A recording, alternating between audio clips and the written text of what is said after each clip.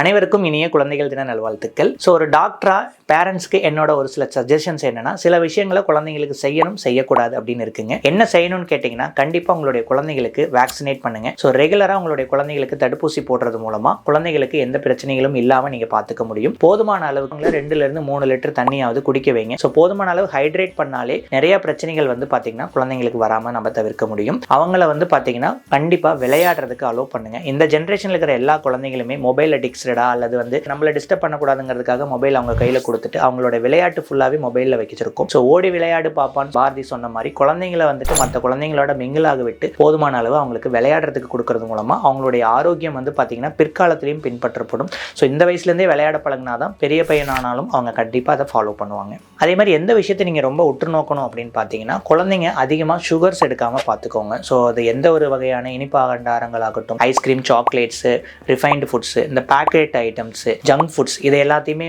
சின்ன வயசுலேருந்தே நீங்கள் அவாய்ட் பண்ணிங்கன்னா சின்ன வயசுலேயே ஏற்படக்கூடிய உயர் ரத்த அழுத்தம், ஒபேசிட்டி இந்த மாதிரியான பிரச்சனைகளை நம்ம ஆரம்பத்திலேயே தவிர்க்கலாம். பேரண்ட்ஸ் எல்லாருமே தன்னுடைய குழந்தைக்கு ஒரு நல்ல ரோல் மாடலாக இருக்க போகிறீங்க. ஸோ நீங்கள் எப்படி நடந்துக்கிறீங்களோ அதை பார்த்து தான் குழந்தைங்க வளருவாங்க. ஸோ குழந்தைங்க முன்னாடி மற்றவங்க கிட்ட ஹார்ஸாக பேசுறது, கோபமாக நடந்துக்கிறது, கெட்ட வார்த்தைகள் பேசுறது, இந்த விஷயங்களை தவிர்த்தீங்க அப்படின்னா உங்களுடைய குழந்தைங்களுக்கு நீங்கள் ஒரு நல்ல ரோல் மாடலாக இருக்க முடியும். கண்டிப்பாக உங்களுடைய குழந்தைங்களை மற்ற குழந்தைங்களோட கம்பேர் பண்ணாதீங்க. ஸோ நிறைய ஜென்ரேஷனில் இருக்கக்கூடிய ப்ராப்ளம் இதுதான். எப்போவுமே தன்னோட பையன் பெஸ்ட்டாக இருக்கணுங்கிறதுக்காக இன்னொரு குழந்தையோட கம்பேர் பண்ணி அவங்கள நீங்கள் படிக்க சொல்ல ஆகட்டும், விளையாடுற விஷயத்தில் ஆகட்டும், கம்பேர் பண்ணும்போது அவங்களுக்குள்ள ஒரு போட்டி, பொறாமை இதை ஏற்படுத்தும். இது பிற்காலத்தில் ஒரு ஹெல்த்தியான காம்படிஷனாக இருக்காது. ஸோ எல்லா குழந்தைங்களுக்கும் ஒரு திறமை இருக்கும். அந்த திறமையை ஊக்குவீங்க. எல்லா திறமைகளும் உங்கள் குழந்தைக்கு வரணும்னு சொல்லிட்டு குழந்தைங்களை ப்ரெஷர் பண்ணாதீங்க. இந்த சில விஷயங்களை உங்களுடைய குழந்தைங்களுக்கு நீங்கள் பண்ணுவீங்கன்னு நான் எதிர்பார்க்குறேன். ஸோ உங்கள் குழந்தைங்க எல்லாருக்கும் என்னுடைய பெஸ்ட் விஷஸ். ஹாப்பி சில்ட்ரன்ஸ் டே.